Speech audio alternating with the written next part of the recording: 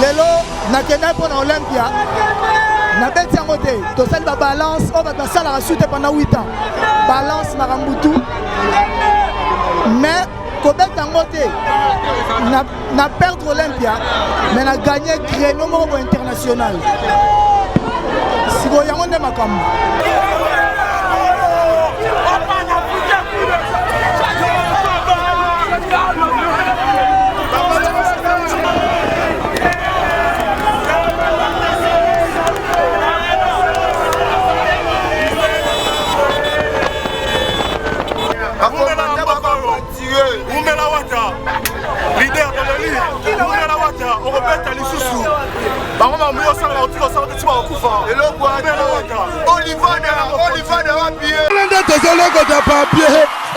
Congo, Glodidia Sika, la mignonne,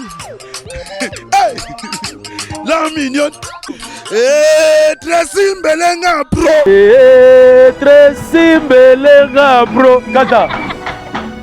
Wa kindoki, bate kindoki, baso minganga, batulampa kaba mona pelefe. Mesdames et messieurs, Lelo Oyotoye, sous un aéroport pour recevoir celui qu'on appelle le roi de la musique congolaise, qui est l'héritier de la musique africaine, le toile brillante de l'Afrique centrale, le musée de la musique congolaise, Kosa Nostra Motona Tembe, la Poluga, Totorino, le magma. Héritier Watanabe, l'homme qui amène la rumba congolaise au sommet du monde, et puis Aouti quelque part, on a Aouti Angola, Aouti Kenya, Aouti Russie, mais Aouti Paris, moi na mobali oyo a lobby si monde entier. Alors, azozo na Kinshasa lelo, ya moni oyo ba mas, ya batu, ba yepo na kwa accueillir pour la repesa ye ba melesi ba félicitations na onyo so sali parce que ba nono mukambu venanga na kata Paris nono mukambu prêtre kindoki ora pena ke no ba tekindoki ba sominganga. Alors je vous laisse de suivre en exclusivité avec Emporio qui est mon caméraman aussi et le capitaine de l'air capitaine Nicolas Osombia. Suivons et puis on se revient tout juste après avec le tonton de la presse qui est Juvenal Kibala. Boucle.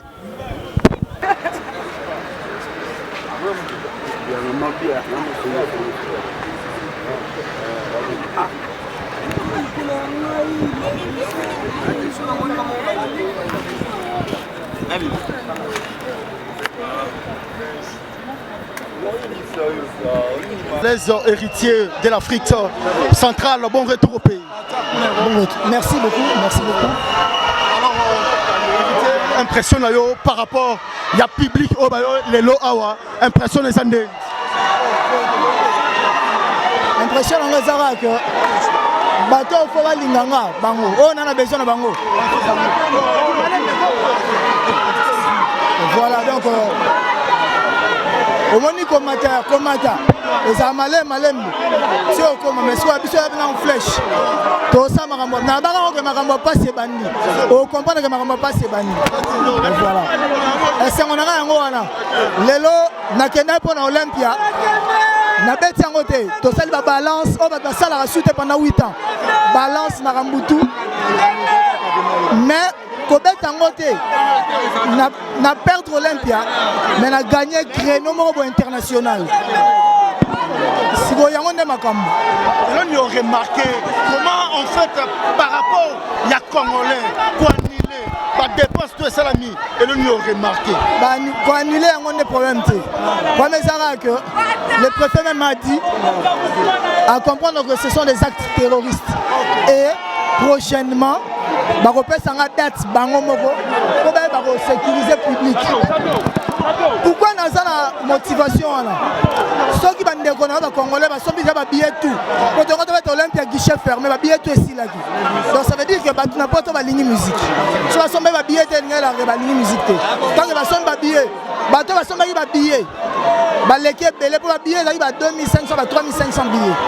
Les belé pour les manifestants. Ça veut dire que tu as ligne musique. Les belé pour les cas. Donc il y a un makambu. Et makambu yango Kinshasa. Pour nga il va voter là tout. Kinshasa n'est pas besoin. Merci beaucoup. Merci. Merci. Donc là micro bandaye.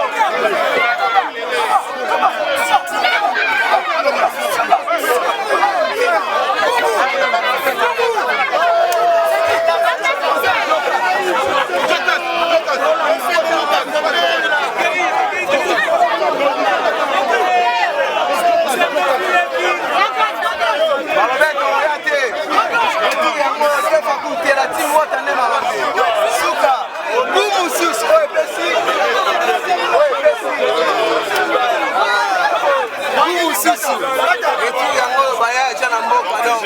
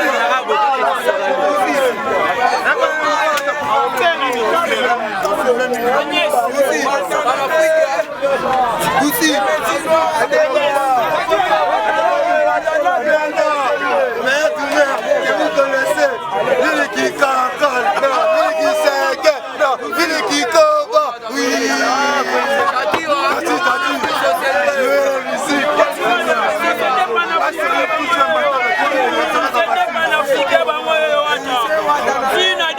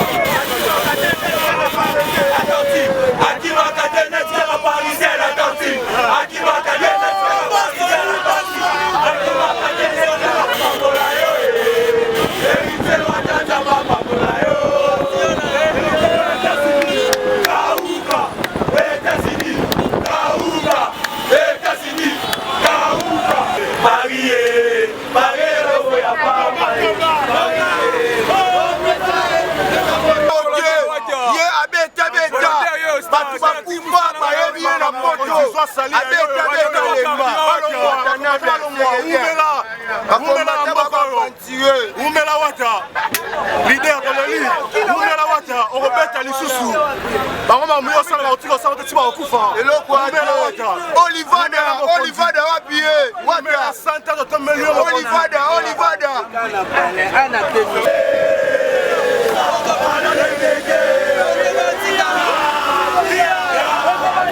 tozolokota papier elenge ya Congo Glodidi Asika la mignonne la mignonne Tracy Mbelenga bro Tracy Mbelenga bro kata